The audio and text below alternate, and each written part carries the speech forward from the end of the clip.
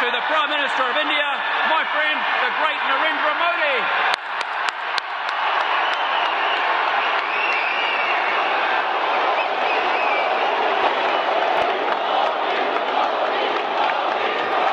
Thousands of supporters packed out a sold-out Spark Arena to welcome Prime Minister Narendra Modi. बाद में आप कहते हैं कि वो बड़ी परेशानी है, मोदी फ़ोन नहीं सुन रहा, मोदी जो है वो कल से खामोश है, अब पता नहीं वो क्या कर देगा। Thousands of people have arrived at Auckland Spark Arena to get a glimpse of Narendra Modi, the Indian Prime Minister, ahead of his visit today.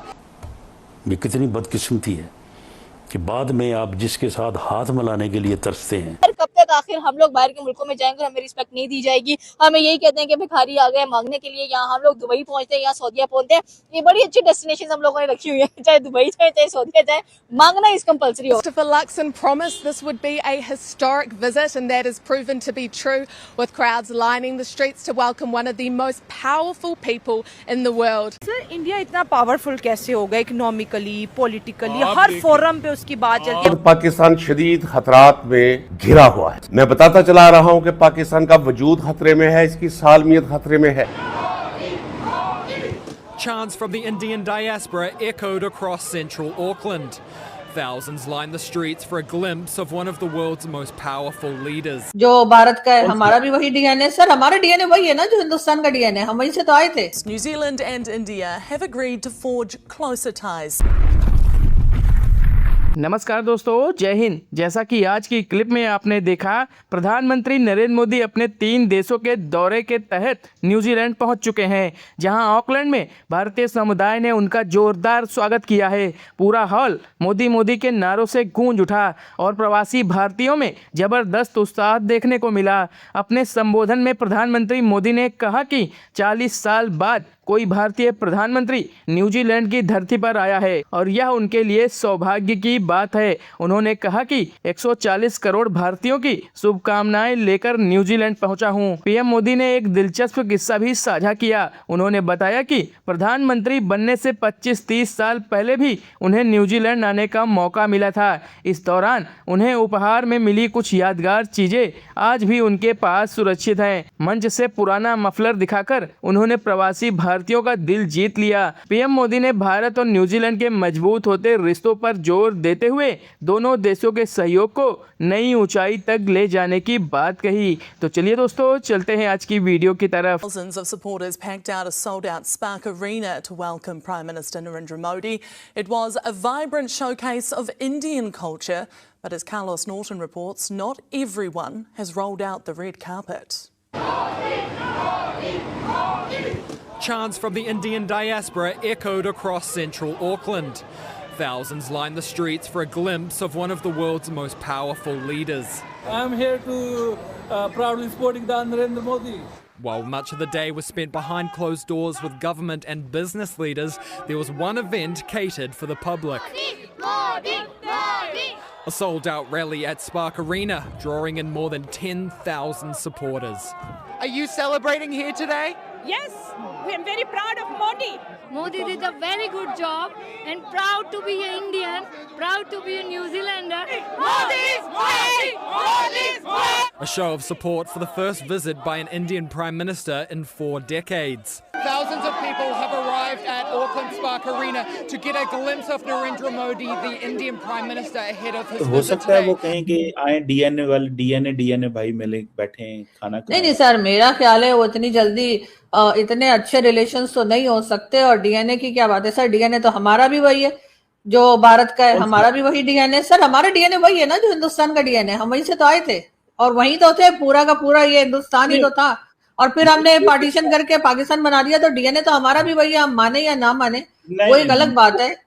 वो हमारे लोग कहीं कहते हैं जी हम तो वहाँ सऊदी अरब से आए हैं। तो सर, डीएनए की बात नहीं है। अगर डीएनए उन्होंने कह दिया, लेकिन अगर ना भी कहा होता तब भी अफगानिस्तान के लोग और भारत के लोग साथ बैठ के चाय पीते हुए नजर आएंगे। ऐसा थोड़ी है कि हमारे फील्ड मार्शल साहब की तरह जो अमेरिका गए दावत के ऊपर, जो अब आज तक बात की जाती है कि लंच पे बुलाया था, लेकिन किसी ने देखा नहीं कि वो लंच करवाया भी था या नहीं। इसलिए कि कब किया कोई तस्वीर नहीं है, ना खानों की, ना खुद की, ना टेबल की, कहीं की तो फोटो होनी चाहिए थी ना सर। मुझे तो डाउट है कि कुछ खिलाया भी है। लगता है सिर्फ बुलाया और बातें सुना के बाहर निकाल दिया, तो पेट उसी से भर गया कि जाकर ये करना, ईरान को कंट्रोल करना है, तुमने ये करना है, वो करना है। तो सर मैंने तो एक सिंगल फोटो नहीं देखी जिसमें कि फील्ड मार्शल साहब खाना खाते दिखाई दे रहे हैं। पाकिस्तान शदीद खतरात में घिरा हुआ है और ये तमाम के तमाम खतरात सिर्फ जनरल आसिम मुनीर और उसके रुफ़क़ाए कार की वजह से। मैं बताता चला रहा हूं कि पाकिस्तान का वजूद खतरे में है, इसकी सालमियत खतरे में है, इसकी वहदत खतरे में है। आपने सुन लिया होगा, लेकिन मैं इस खबर के आपको बातन में ले जाऊं। आपको याद है कि एक दफा जनरल आसिम मुनीर ने कहा था कि ये 10,000-1500 लोग हमसे बलूचिस्तान छीन के ले जाएंगे। और फिर मोहसिन नकवी का आपको ये बयान भी अच्छी तरह याद है कि उसने कहा था कि ये तो एक SHO की मार है। आज क्या हुआ है नाज़रीन कराम, बलूचिस्तान जल रहा है। पहले आप ज़हन में रखिए कि बलूचिस्तान का मसला सियासी है, ये इंतजामी मसला नहीं है। आज जो कुछ ये कह रहे हैं 1971 की इको है, बाज गश्त है। नाज़रीन कराम, मैं इन कानों से सुनता रहा हूं कि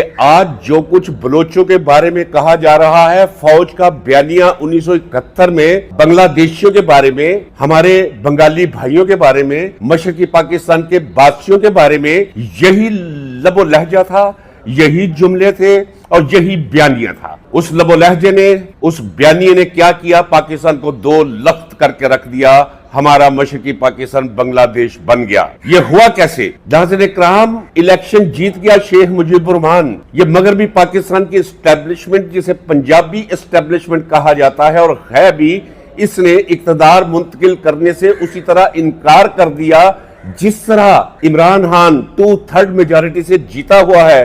उसे इक्तदार मुंतकिल करने की बजाय उसकी पार्टी को उसे बगैर किसी मुकदमे के बंदूक के जोर पर जेल के अंदर ठोंस रखा है। और मैं आपको यकीन दिलाता हूं कि जिस वक्त अगले दिन पाकिस्तान ने टूटना था, हमारी 93,000 फौज ने सरेंडर करना था। इंसानी तारीख के सबसे बड़े फौजी हजूम सरेंडर करना था। ढाका की पल्टन ग्राउंड के अंदर एक रात पहले ये हमें तराने सुना रहे थे कि साढ़े सिर्फ 42 शेरा 540 मारे ने जी, और ये कह रहे थे कि ये बागी है, हमारे इतने शहीद हो गए, इतने हमने वासले जहन्नुम कर दिए। ये शहादतों के सर्टिफिकेट की तकसीम का सिलसिला कोई आज नहीं, ये नाज़रीन कराम एक चूरन है फौज का। जब का ये पाकिस्तान वजूद में आया है, मुझे ऐसे लगता है कि ये पाकिस्तान वजूद ही फौज के लिए आया। क्योंकि अगर मैं आपको गिनवाना शुरू कर दूं कि फौज किस तरह चाट रही है खजाने को, पूरे GDP को, पूरे पाकिस्तान को, तमाम कारोबार समेट लिए हैं फौज ने। सारा लॉजिस्टिक इनके पास, सारे टोल प्लाजे इनके पास। पूरे पाकिस्तान को